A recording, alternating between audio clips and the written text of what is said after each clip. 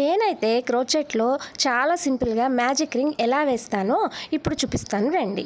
ఇది మనము slip not వేయడానికి ఫింగర్కి 2 టైమ్స్ క్రాస్గా చుట్టుకొని దీంతో స్లిప్ నాట్ వేస్తాం కదా, సేమ్ అదే ప్రాసెస్లో దీనికంటే చాలా ఈజీగా మ్యాజిక్ రింగ్ ఇప్పుడు వేస్తాను చూడండి. సేమ్ ఇలానే మనము స్లిప్ నాట్కి స్టార్ట్ చేసినట్లుగానే దీన్ని స్టార్ట్ చేస్తాము, కానీ దీన్ని టైట్గా లాగకుండా ఇక్కడ థంబ్ ఫింగర్తో దీన్ని ఆపుతాము.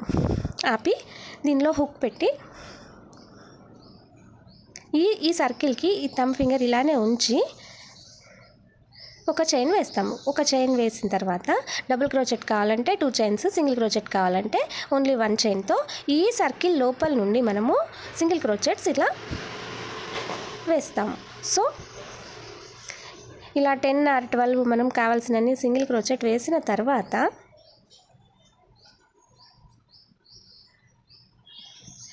ఈ టైల్ ఎండ్ ఉంది కదా, ఈ టైల్ ఎండ్ని అంటే మనం స్లిప్ నాట్ వేస్తున్నప్పుడు దీన్ని ఇలా టైట్గా లాగుతాం కదా, అది ఇప్పుడు లాగుతాం అనమాట. ఇప్పుడు లాగి దీన్ని ఇలా టైట్గా చేయడం వల్ల ఈ మిడిల్లో సర్కిల్ అనేది చిన్నగా అవుతుంది.